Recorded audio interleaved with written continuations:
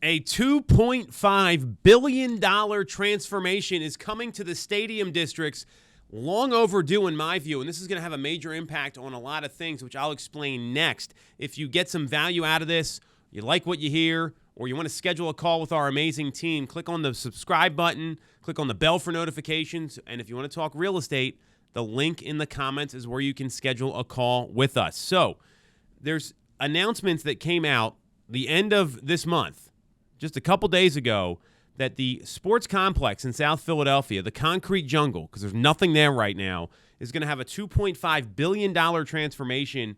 And to me, it's long overdue. It's going to be done in a couple phases. Plans include upgrading Xfinity Live, building a 5,000 square foot concert venue, a new hotel, shopping, and restaurants. And as a parent, as a dad, having some places to go that aren't where you go grab a drink or it's all adult friendly when you're there is going to go a long way in the stadium districts down there. Phase 1, according to the spokesperson from Comcast, is going to take place in lots G and H at the sports complex.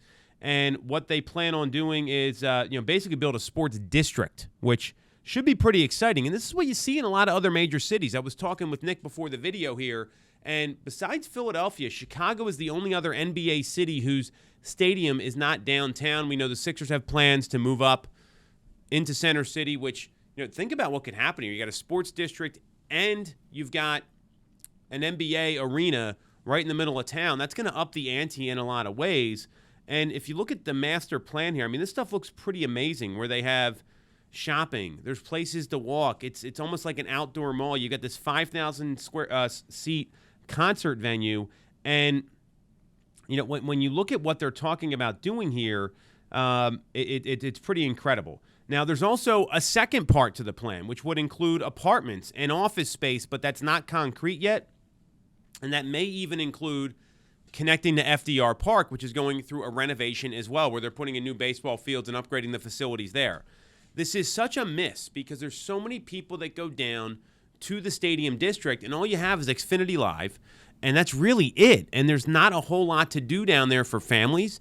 There's not a lot of great places to go get a bite to eat before the game, if that's what you're doing. You can't go down and, people line up when the Phillies are in the playoffs or the Eagles are in the playoffs to go into Xfinity, but it's a zoo. If there's all this other stuff to do, that's going to, one, bring a lot of business in. Two, it's going to create a ton of jobs because then the stadium district becomes a place you go when the sports teams aren't playing, or it's a little more fun to go to before a concert. And it's not just Taylor Swift playing at the Link.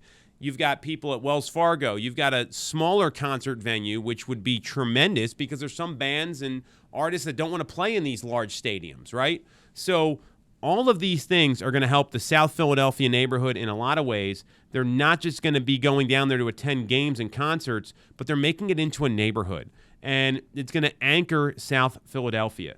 And then you're not having to go outside the sports venues. It's just part of the neighborhood, which is really cool. So, it's something here that, I hope might make the 76ers rethink their plans.